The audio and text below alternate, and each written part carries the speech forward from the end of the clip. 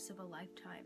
The average individual spends about 90,000 hours at work. That's about 1/3 of the average lifespan in some countries. And because of this, for many of us, our identities are intertwined with our jobs. If you're not in the work world yet, you might feel the same way about school. If you've ever gone to a party or a family reunion, one of the first questions that you're probably asked upon meeting someone is, so, what do you do? Because our careers are so intertwined with our identities, how have we been coping with the need to stay home instead of going out to work? In this episode of Brain Blooms, I'm going to discuss basic trends in employment that have taken place around the world during the pandemic, how people in different social groups have been impacted, and how you can stay resilient during this challenging time and take huge leaps towards achieving your dream career. Let's talk some general trends. The author of the World Happiness Report, Chapter 7, found that the pandemic impacted global growth across most job sectors, if not all of them. Most impacted, though, were jobs in the retail and recreation industry, so think movies, museums, and theme parks. And research conducted by Indeed.com, which is a popular job search website, found that the number of job postings dropped by 50% during the pandemic. They also noted that many people have lost their jobs or had to reduce their work hours during the pandemic. To dig deeper into these trends, the researchers looked at differences in employment outcomes during the pandemic across different countries, income levels, genders, age groups, and work sectors. So now that we've covered some general trends, let's talk about national trends. Before we get into talking about country-specific trends, though, it's important to clarify the definitions that we're going to be working with. Researchers love to come up with different names for the variables or the items of study that they're examining. In order to make the study of countries around the world more organized, researchers tend to group countries into different categories. However, not all of the grouping methods used to classify countries are really effective.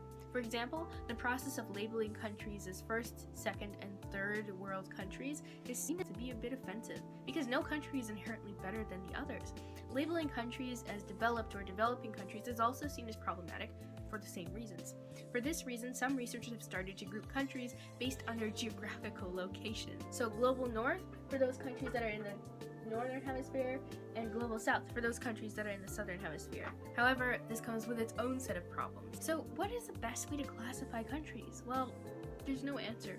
It's really an evolving debate. But the World Happiness Report classifies countries using the terms developed and developing, and by using terms like high income, middle income, and low income. So to keep things consistent, these are the terms that I will use. Now that that's cleared up, let's move ahead. Researchers from the World Happiness Report found that middle-income countries, so those with a gross national income per capita between $1,000 and about $12,000, experienced a 43% larger reduction in working hours and labor income than high-income countries, especially for those in informal work sectors. They also found that workers in developing countries were less likely to work remotely than individuals in other countries, and this meant that they were at a greater risk of contracting the disease. In high-income countries, so those with a gross national income per capita that's over $12,000, researchers found that workers who are younger or low-skilled are more likely to lose their jobs or have reduced hours as a result of the pandemic, and this was particularly true in Spain and Ireland. They also found that for those working in the food and accommodation sectors, the risk of losing their jobs was 4 times larger in Spain and Italy than it was in Denmark and Finland. In general, women were found to be working in the sectors that were hardest hit by the pandemic, so retail, food, and travel. They were also overrepresented or represented beyond the numbers that we'd expect as researchers given the size of the population in essential sectors like care and social work. Researchers also found that many women were likely to reduce their working hours or to leave the workforce entirely as a result of the pandemic. And researchers believe that childcare responsibilities played a big role in influencing these women's decisions. Now let's look at the pandemic's effect on people of different age groups. I want to specifically focus on the pandemic's effect on young people. Researchers found that the pandemic had some pretty significant effects for young people. The pandemic caused delays in educational programs and careers, and these exacerbated the issues that young people were facing. In terms of the types of sectors that were hit hardest by the pandemic, those offering temporary contracts in food and accommodation services were hit the hardest. In surveys conducted in the US and the UK, 30% of survey respondents who worked for temporary contract jobs lost their jobs by early April. In contrast, only 15% of those in permanent jobs, so jobs in which employees were hired for an unlimited length of time, lost their jobs. So what impact did all of these trends have on well-being? In terms of age, young people, so individuals between the ages of 18 and 24 years old, reported having the lowest life satisfaction, and they even had higher levels of negative affect than older adults. In terms of gender, the effects of unemployment on life satisfaction were more severe for men than for women. Interestingly, the researchers also found that men and women who have children have less severe or less steep declines in life satisfaction as a result of being out of the labor force than those without children. This means that for individuals who have lost their jobs or who are out of the labor force, although everyone is negatively impacted, those who had children were not as heavily impacted. Overall, the researchers found that those who are unemployed are significantly less satisfied or happy than those who are employed. Overall, the researchers found that those who are unemployed are significantly less happier than those who are employed.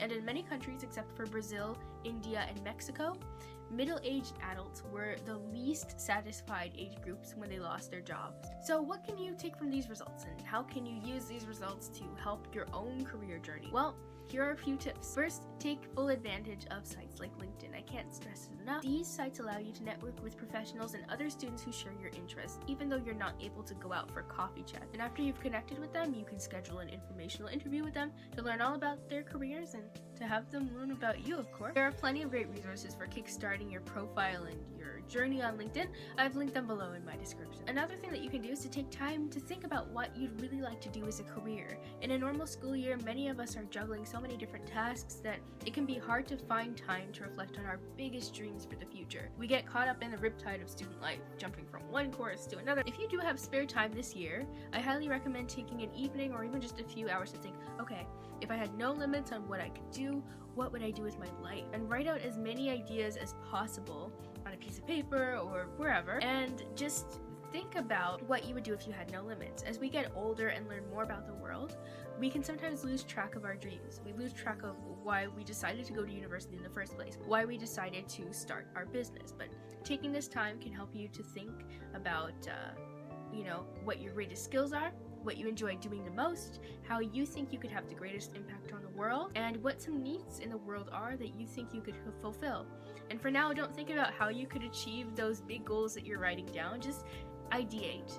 Really just engage in this session of ideation, and later on you can revisit your ideas, highlight the ideas that are most feasible or that you feel most passionate about, and then make a plan to achieve them. Because most of the time, when you just brainstorm and have a dream, it's hard to see exactly how you'll achieve it, but if you keep working away at it, a path will make itself clear, and there are always people that can help you to achieve it. Last, engage in skill-building hobbies. So many individuals are engaging in fun hobbies during the pandemic as a way to relieve stress. Do you like sketching? Do you like reading? Do you like vlogging? Whatever you like to do, there's probably a way that you could get really good at it and just use it as both, number one, a stress reliever, and number two, you could even make it into a form of income. For example, if you like sketching, you could make a web comic. It doesn't have to become monetized right away. It could just start off as a passion project. If you like reading, you might start a book review podcast. So, in conclusion, if I did my job today, then you learned about how the pandemic has impacted jobs in different sectors around the world, how employment outcomes are different for individuals in different social groups, how employment trends during the pandemic impacted well-being, and how you can begin or continue your career journey during the pandemic. Remember, keep your head up. You don't have to slow down, even though we're in a bit of a challenging situation. There are always people to help you, and I'm one of them. This episode was created for the Psych 430 course at the University of Toronto, St. George campus. This video was produced and filmed by Joseanne Buchanan with the help of several great resources listed in the description section, and the curriculum was developed by Joseanne Buchanan based on the wonderful information provided in the World Happiness Report.